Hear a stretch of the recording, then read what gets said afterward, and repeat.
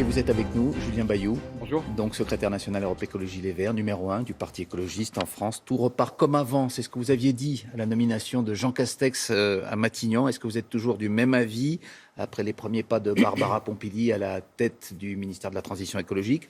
On attend un conseil de défense écologique lundi avec les traductions peut-être de ce qu'a décidé la Convention nationale citoyenne. Comment vous jugez finalement ces premiers pas? Moi, j'ai eu le Premier ministre au téléphone après sa nomination. Je lui ai dit que nous ne soutenons pas sa politique, mais qu'il y avait une telle urgence en matière de climat, de biodiversité et même d'emploi. On sait qu'une crise d'ampleur arrive et il y a une telle abondance d'emplois à aller chercher sur le terrain de la transition écologique dans la justice sociale. Je lui ai dit, finalement, votre crédibilité, elle sera indexée sur la mise en œuvre des propositions de la Convention citoyenne pour le climat. On attend depuis finalement le discours de Jacques Chirac en 2002. C'est-à-dire que la prise de conscience, elle est là, la population, elle attend des actes, et les pouvoirs publics glosent, débattent, tergiversent et n'agissent pas. Donc, que vous dire de Castex pour l'instant, ce sont des paroles. On a envie de vous demander, mais pourquoi vous n'y allez pas? Parce qu'on vous avait proposé... Mais nous y allons. Vous allez dans le gouvernement? Ah non. On attend la liste des secrétaires d'État. On sait que vous avez refusé des postes des ministères. Ça serait pas pourquoi cohérent. Vous ne participez pas, puisque vous dites on attend, pourquoi vous ne participez pas à cette action? Parce que fondamentalement, l'orientation de ce gouvernement, elle n'est pas écologiste. Et donc, nous ne pouvons pas cautionner. Finalement, notre objectif, c'est de proposer une alternative heureuse au pays. D'abord les municipales, puis les régionales, et ensuite 2022. Donc, il ne s'agit pas de lui servir de béquille. Il s'agit de remplacer cette orientation qui profondément brusque le pays. Vous voyez, ne répond pas. C'est quoi le projet d'Emmanuel Macron pour 2030? Est-ce que vous seriez capable de me le dire? Je pense que lui non plus. Nous disons l'enjeu majeur du XXIe siècle, c'est cette transition écologique dans la justice sociale. Nos maires élus le 28 juin s'y engagent, à Poitiers, à Bordeaux, à Strasbourg. Ils sont sur le terrain, sur la rénovation thermique, sur la réduction de la place de la voiture en ville pour lutter très concrètement contre la pollution. Ça, c'est concret. Aujourd'hui, le Premier ministre... Vous dites qu'il n'y a que des paroles et pas d'actes. 20 milliards d'euros mis sur la table par Bruno Le Maire et Jean Castex pour la transition écologique. Ça, ce ne sont pas des paroles, ce sont des crédits annoncés. J'en discutais encore hier avec différents maires qui me disent sur le terrain, on ne les voit pas. C'est-à-dire que le plan sur... un jour. Oui, mais sur l'automobile et sur l'aérien, ça s'est fait tout de suite, sans aucune contrepartie. Pour le coup, vous avez Renault et Air France qui reçoivent des prêts ou des subventions et qui d'ailleurs licencient. Ça veut dire que notre argent, votre argent, loin de protéger des emplois, permet au contraire d'en supprimer. Et ça, c'est allé très très vite. Mais par exemple, sur les transports du quotidien, les bus, les trains, les tramways, on sait que différentes autorités, en particulier en Ile-de-France, mais aussi à Tours ou à Lyon, sont menacées littéralement de dépôt de bilan. C'est ça le sujet. Si par exemple lundi, à la suite de ce Conseil de défense écologique, sont annoncées des mesures sur les bâtiments, sur la rénovation thermique, les passoires thermiques, sur les véhicules électriques, sur l'artificialisation des sols, ce sont des pistes qui sont évoquées. Est-ce que vous direz, OK, on salue ce pas en avant? Je vais vous dire, jusqu'ici, ce Conseil de défense, il a plutôt servi à gagner du temps. Ils ont pris une mesure sur la mine d'or en Guyane, qui en fait n'en est pas une, puisqu'ils ont autorisé de nouveaux projets. Ils ont pris une mesure sur Europacity en Ile-de-France, à côté de Gonesse, sans protéger le triangle des terres naturelles et agricoles très riches. Ils ont pris des demi-mesures pour gagner du temps. Nous voulons des décrets, des arrêtés, mais par exemple, concret, sur la rénovation thermique, sauver les trains en Ile-de-France, arrêter le projet de Val Tolosa à Toulouse, de Open Sky à Valbonne, arrêter avec le T4 à Roissy. Arrêter beaucoup de choses, et si on en lance, par exemple, j'y reviens, sur la rénovation thermique, est-ce que vous pensez qu'il y a une avancée dans ce domaine? Et est-ce qu'il faudra aller plus loin? Je lui ai demandé justement à Castex pourquoi ça n'avance pas. C'est-à-dire que tout le monde est pour.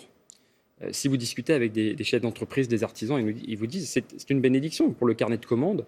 Pouvoir engager comme ça de la rénovation, c'est excellent. C'est tout corps de métier, emploi qualifié comme non qualifié, non délocalisable, sur tous les territoires. Pourquoi ça n'avance pas? On ne comprend pas. Et donc, il ne m'a pas répondu. Donc peut-être que lundi, on aura du très concret. Aujourd'hui, on a des annonces ou des annonces d'annonces. Écoutez, ça fait trop longtemps. Il faut agir. Il y a une urgence. Le nombre d'emplois qu'on peut aller chercher est estimé entre 500 000 et 1 million d'emplois, rien que sur la rénovation thermique, sans compter les économies que pourraient faire les ménages. Et vous parliez du conflit juste avant entre la Covid et la canicule. Rénover les logements, c'est aussi avoir des logements où il fait mieux vivre en été. Alors on en parle justement de la Covid, 40 millions de masques pour les familles les plus démunies. On en parlait dans le journal de 7h30. C'est ce qu'a annoncé hier sur France 2 Olivier Véran. Est-ce que c'est une mesure qui va dans le bon sens? Est-ce que, comme la France Insoumise, par exemple, chez les écologistes, vous souhaiteriez qu'il y ait la gratuité des masques pour tout le monde? Il faut que les masques soient massivement disponibles et plutôt des masques en tissu, parce que les masques jetables, en fait, sont une plaie terrible pour l'environnement. On parle d'une durée de vie de 400 à 500 ans. Donc vraiment, j'insiste, ne les jetez pas n'importe où dans la poubelle et privilégiez les masques en tissu.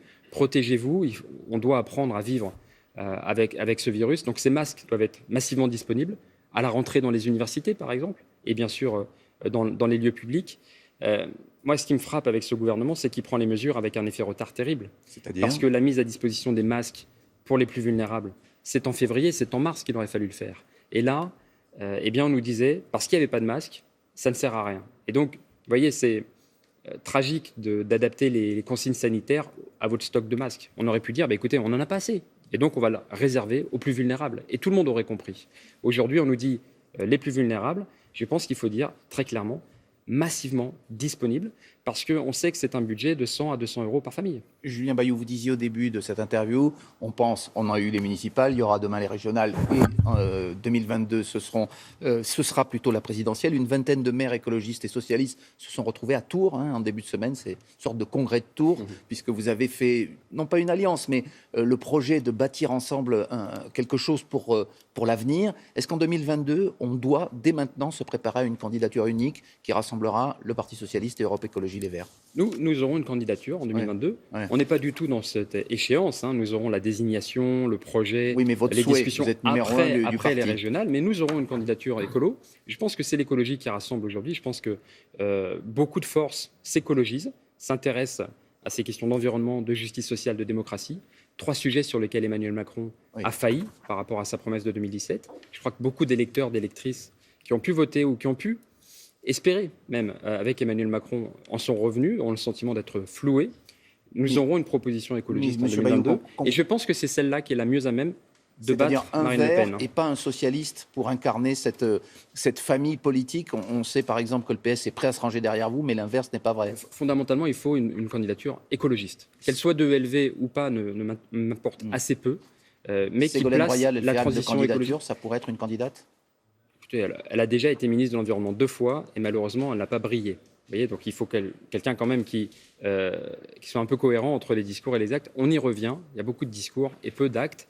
Aujourd'hui, ceux qui agissent et qui traduisent très concrètement la Convention citoyenne pour le climat en actes, ce sont les maires écologistes. Une toute dernière question, vous me répondez oui ou non, mais guère plus. Est-ce que vous serez candidat, vous, Julien Bayou, au régional en 2021? Valérie Pécresse, c'était à votre place, ici, pour l'Île-de-France, donc. Est-ce que vous vous apprêtez à la défier l'an prochain? Les désignations auront lieu à l'automne. Nous aurons une liste écologiste.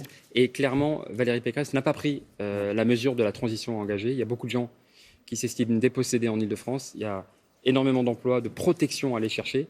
Et j'y prendrai toute ma part. C'est peut-être le début de votre programme. Merci beaucoup, Julien Bayou.